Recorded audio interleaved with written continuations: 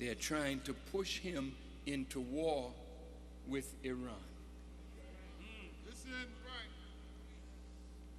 He's now sending drones, these armed planes driven by computer with laser-guided bombs into Pakistan. The Pakistani people don't like America. Are you listening?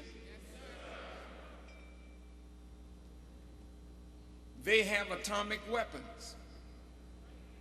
They have rockets. The government in Pakistan is a weak government because it's a puppet government.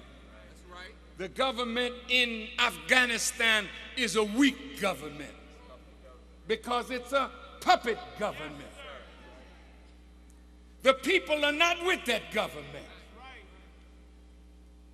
So America is wondering if the present rulers in Pakistan are overthrown and more radical Muslims get into power, they will have the atomic weapons in their hands.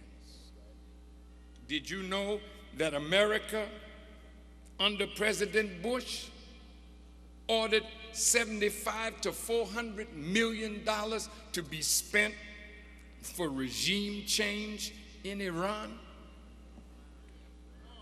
In every nation, there are people who are dissatisfied. So you put that kind of money in, you feed groups that are dissatisfied, so they rise up against their government. The government clamps down on them. President Barack Obama says, be careful how you're mistreating your people. And let me say this, Brother President. Be careful, because America is unraveling. Social disintegration.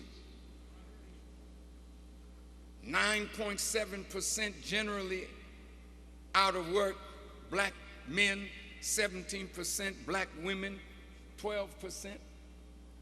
When we can't feed our families, what do you tell us? Thou shalt not steal? When survival is the first law of nature? What are you going to do when black people and poor people erupt in the streets of America? It's coming. Yes, sir. Will you use the federal troops, Mr. President, against the poor? You condemn them, but not only will you do it, you'll do it worse. He's our brother.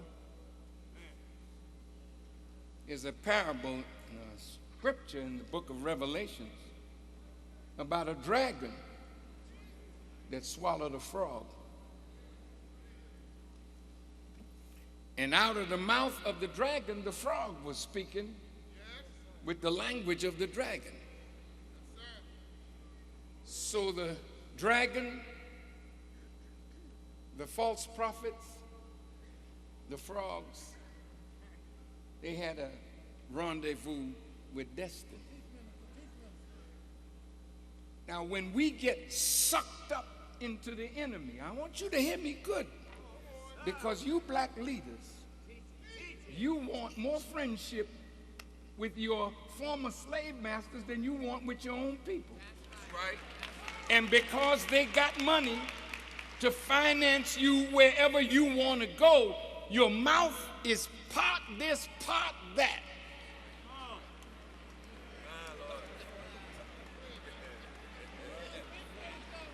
I can't tread too much on that because my white friends won't like it.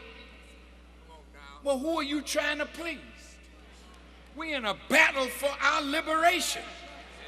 You can't compromise your life away. I know this is rough. You don't have to tell me.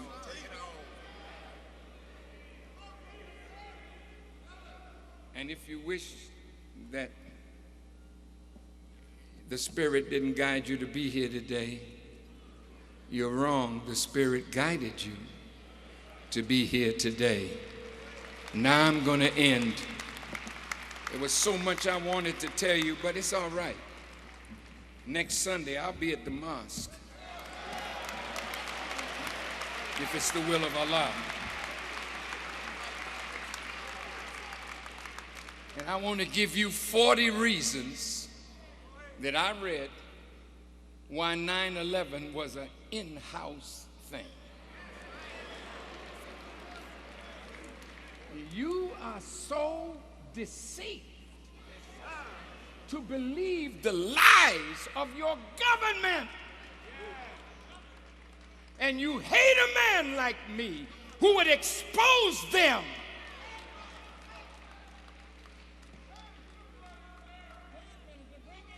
We'll see in a few days whether you still do. In the middle of the night, Colin Powell and Marines went down to Haiti and snatched Brother Aristide out of the palace in his pajamas and took him. He's in exile right now in South Africa. When the Hurricane 2 and the earthquake struck, the man wants to come home. Why is he in exile? What did he do? Well, he wasn't such a good president. Shut up. What the hell do you know about it? You don't know the white man in government in America. When they don't like you, they will cede the ground. They'll promise you things, and you promise the people in the name of what they promised you. Then they renege on their promise, and the people think you're a liar. I was in South Africa with Nelson Mandela. And Winnie Mandela said to me, they promised my husband that he would build 100,000 new homes with electricity and this and that. And he told the people what they promised, but he said, we're going to build. He didn't say they promised. He said, we're going to build. The people had their hope in that. It didn't happen. So when I went to South Africa on a chartered plane, when I stepped down on the tarmac, there was a black brother there wrapped in chains. He didn't say a word. He just looked at me and I looked at him.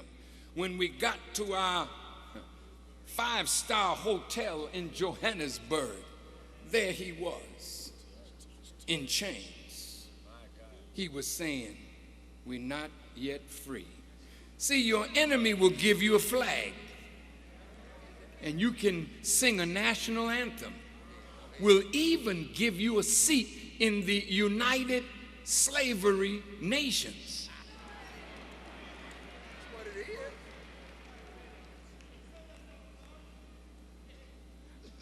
A body of people that were supposed to keep peace, and since the United Nations has formed 65 wars and a Security Council that punishes the little nations.